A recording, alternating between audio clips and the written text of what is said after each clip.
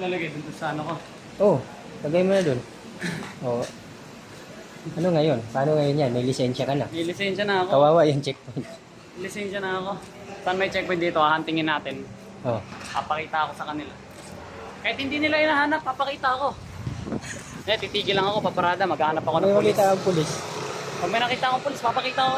May lisensya na ako. Kahit hindi nila tinatanong. Sir, hindi po dyan yung tamang pagtapon na basurahan. Mayroon ako lisensya. Papasok ako sa school bukas. Isang buwan na akong absent. Papakita ko kay ma'am.